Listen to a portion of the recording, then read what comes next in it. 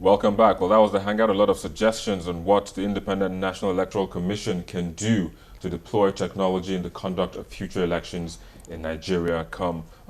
Even we have two elections this year, one in Ondo and one in Edo State, but that will be like a test run. However, we're being joined now by a technology consultant, Julian Madubuko. Julian, thanks for coming on the program. Thank you, Victor. What do you think we can do? How do you think technology can come in to aid the conduct of future elections in Nigeria? Well, INEC has put together technology options in the process, and I think it's more than just technology. We have to actually look at the entire process.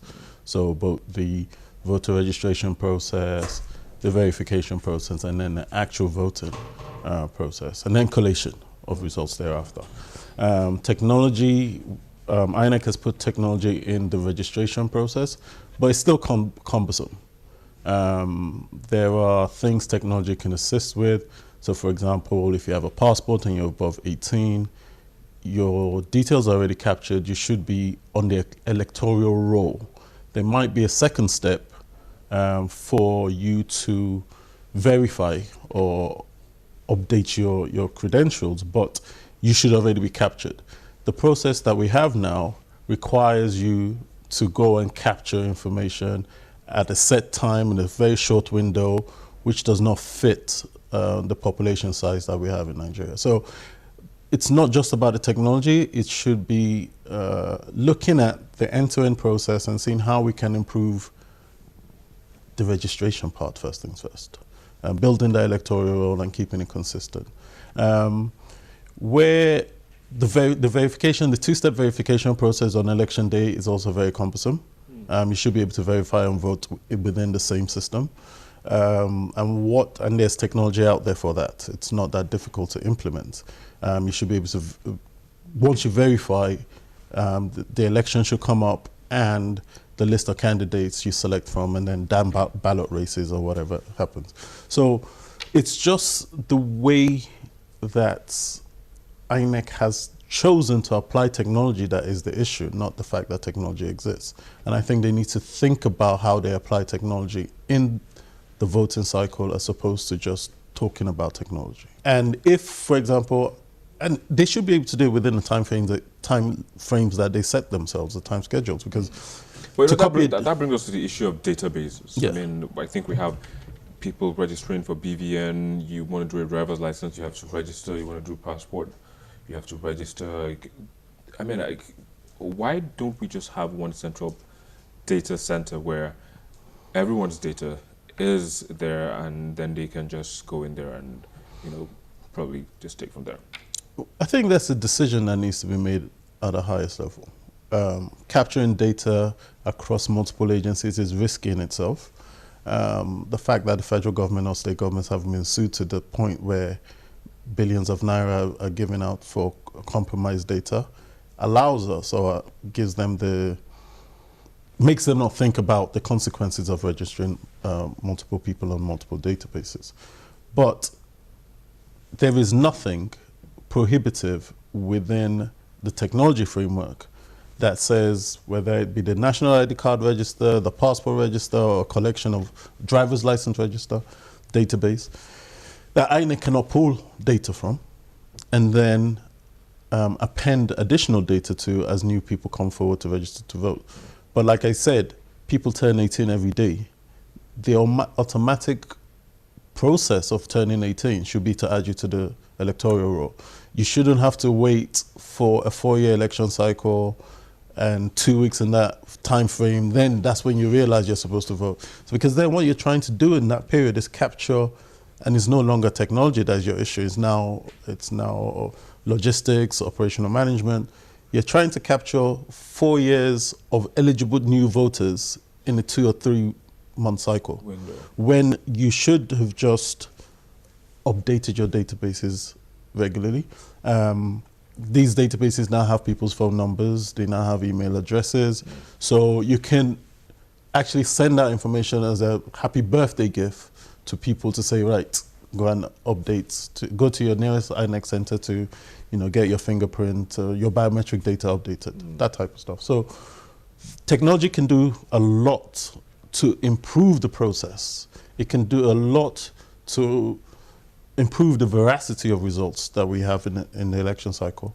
However, within INEC or within the relevant bodies, they have to actually want to have an improved process, not different administrators throwing technology at a problem and not really utilizing the full capability of what technology so can there needs provide. to be, they need to speak with one voice. Yes, but a lot of it has to do with people.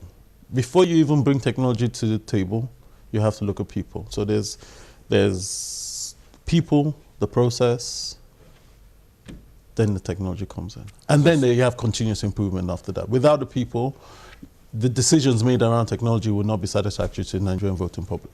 Well, let's just hope they get that right in the coming years. The major general elections is coming in 2019, apart from the ones, the governorship elections that we'll be having in Edo and Ondo states later on in this year. But Julia Madubuko, a technology consultant, thank you for coming to the program and sharing your thoughts. Thank you very much, Victor. Having you here. Pleasure. Well, there you go. That's where we have to leave it, or that's all we can take on this part of the program. We'll take a quick break, and when we return, we do see your comments coming through our social media platforms.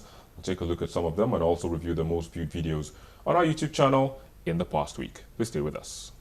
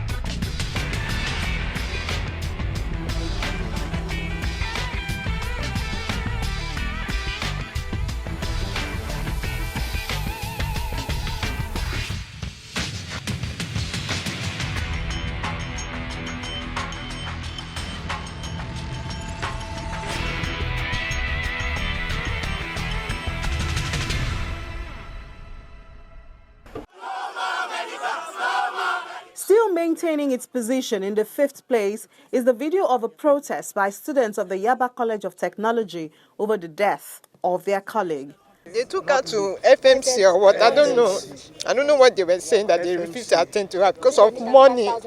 That they needed 5,000 naira before they can attend to her. There was nothing wrong with Naira. The problem we have is those managing our money. In 4th is Chairman CEO of Capital Oil, Ifeanyi Ubah, saying he has the magic wand to strengthen the Naira against the greenback, a wand he intends to wave if given the opportunity. There's no reason for this money to go beyond 200 naira. And we can bring it back to 200 naira. But if we allow some monopolists, we allow some bankers, we allow CBN staff and so many of them to make this thing impossible for people. We look at the home mallards in the street. They are not the cause. Today they are not in the business. Why? What happened? Do you know how many British that how many people that has been taking food has been taken out from their family because of this? Taking the 3rd spot in this week's most viewed video is the allegations made by former Aviation Minister Femi Fani-Kayode linking newly appointed PDP Chairman Ali Modu Sheriff with Boko Haram.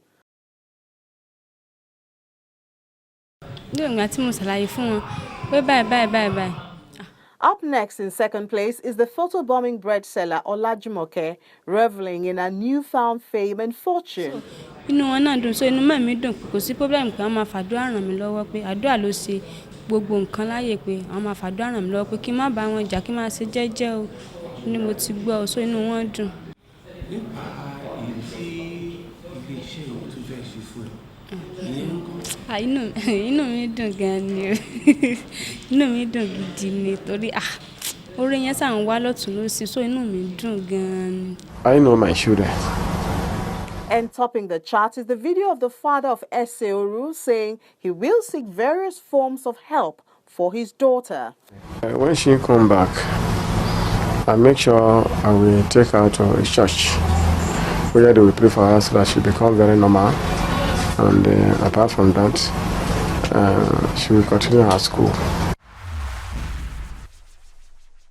Yes, indeed, those were the comments that you sent and, of course, the videos that you watched the most in the past week. However, with the next nationwide elections just 3 years away, time is critical. So INEC has to initiate the necessary amendments to the Electoral Act that will repeal the provisions that inhibit the use of technology.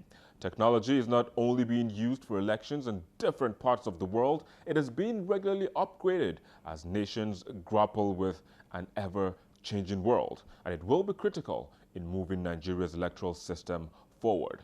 Well, that's a wrap on the program, but do remember the conversation continues online via the social media addresses showing on your screen. Thank you for watching. I'm Victor Matthias.